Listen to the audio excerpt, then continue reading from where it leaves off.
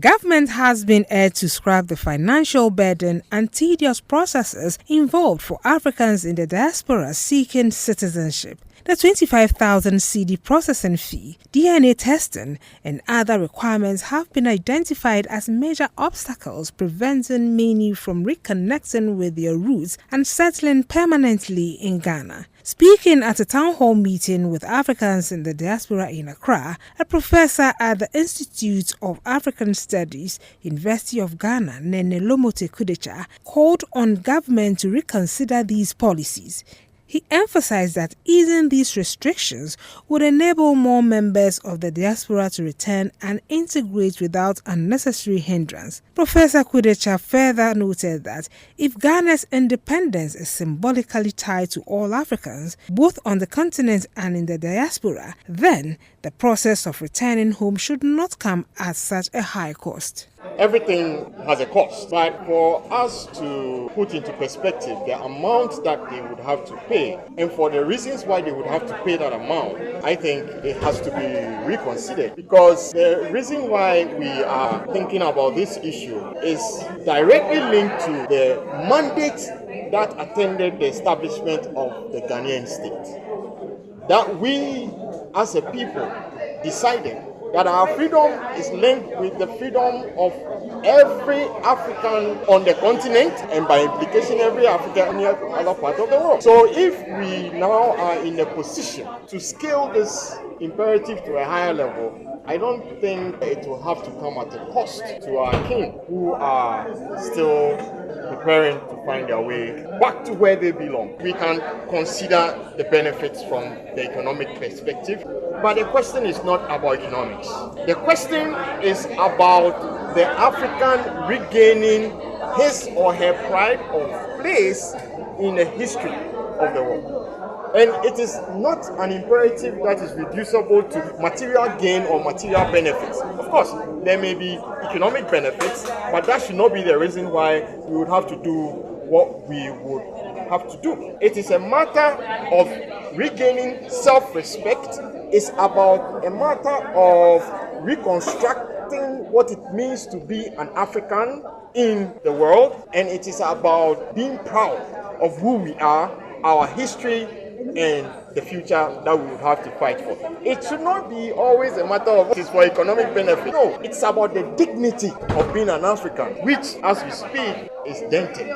Addressing the recent acknowledgement by the UN that the transatlantic slave trade ranks among the most grievous crimes against humanity, he described the move as a positive step forward. However, he emphasized that recognition alone is not enough, calling for concrete actions that promote healing. While noting the importance of reparations, he underscored the greater significance of self-repair, introspection, and urged Africans to look ahead rather than dwell on the past. We will take responsibility for what we have to do to heal. And what we have to do to heal, of course, we would have to think about the past. We've been having this conversation for quite some time, and there seems not to be any credible concrete result from trying to apportion who did this, who did that. Well, we've had that conversation long enough. We have to look into the future and take credible, concrete steps such that a time will come when we would also be proud as African people in the world with self-respect, with self-dignity, and with pride. And I don't believe we can get to these points by engaging in apportioning blame. It is good, actually it is excellent. But then again, there is more to be gained from self-preparation, self-introspection, and action rather than the UN acknowledging the gravity and the heinous crimes that was committed against Africans. We all know this. The people who are still suffering the side effects of that bitter history are still living with the consequences.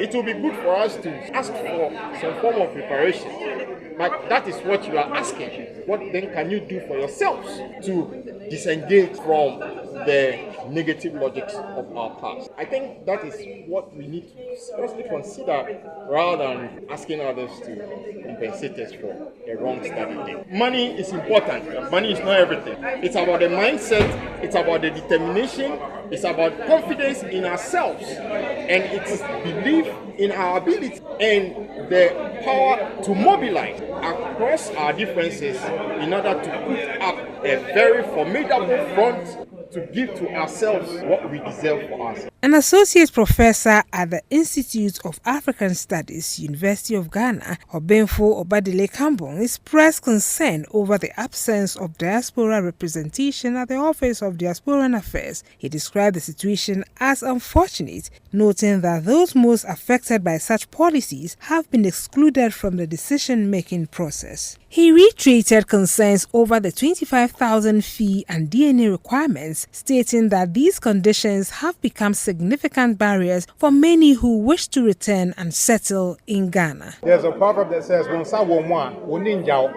that is to say, if your hand is inside, they don't eat and leave you out. With all of these challenges around citizenship, repatriation, most of them are coming up because there's not a single historic diasporan who is at the Office of Diaspora Affairs at the Office of the President.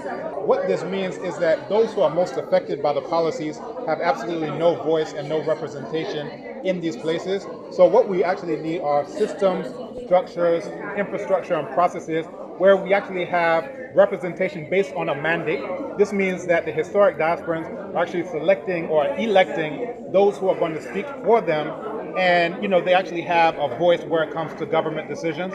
If decisions are being made and you are not at the table, well, you're going to find all of these types of things that are happening where, we had to do a town hall meeting initially to protest the 25,000 CDs and the DNA and all these different, requirements. Most recently, as we're aware, Ghana has put forth a resolution at the UN that was accepted. Well, this is reparations on the world stage, the global stage, but that's something that we don't have full control over. But what we do have full control over is self-reparations. That is to say, when the repair is that we want to come back home, then what things can we do to smooth that process?